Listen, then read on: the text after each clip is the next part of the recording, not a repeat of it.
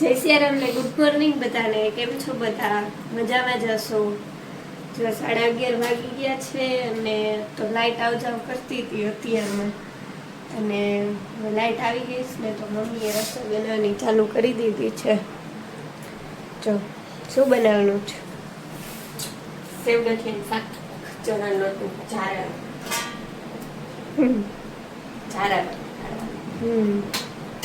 રોટલા રોટલી. અને બા સીધ ગયા છે. બા ગયા છે બ્રાસલા.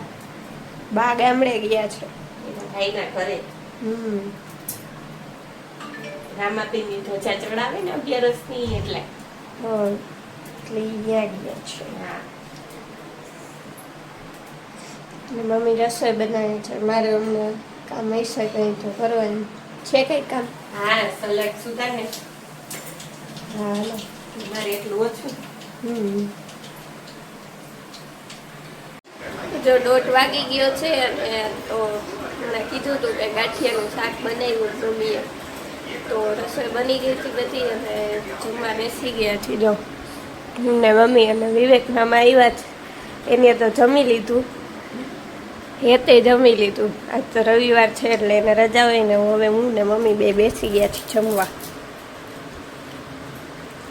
7:30 વાગ્યા છે અને આજે ખાઈને એને ગણપતિ બેસાડ્યા તો અહીંયા અનકોટ રાખ્યો છે. જો હું ને દીદી બે જાય છે અનકોટની બધી વસ્તુ લેવા જવાની છે. જો ગાડી તૈયાર કરી લીધી દીદીએ. હાલો. તો અનકોટ માટેની જે 56 ભોગ લઈ આવવાના હતા એ લઈ આવ્યા, ફરસાણ ને મીઠાઈ ને બધું. અને પછી દીદીએ ગણપતિ બાપાને જો આ રીતે ધરી દીધું ગોઠવીને મસ્ત બધું.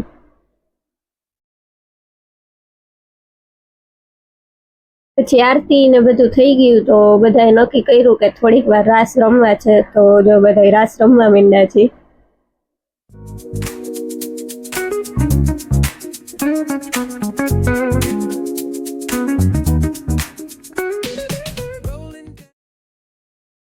ને પછી આ જો અનકોટની પ્રસાદી બધી હતી, ફરસાણ ને મીઠાઈ ને બધું અલગ અલગ પેકિંગમાં હતું.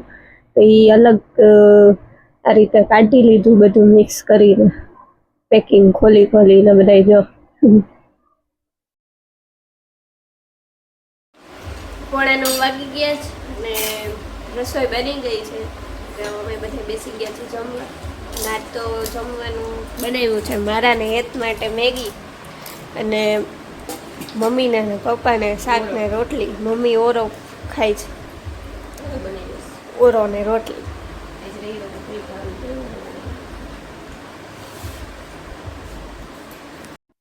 પછી જો જમીને નવરા થયા ને ત્યાં તો દીદીનો ફોન આવી ગયો કે હજી અત્યારે રાસ રમવા છે તો આવજો. તો જો આવી ગયા છે પાછા રાસ રમવા ને રમવાય માંડ્યા બધા.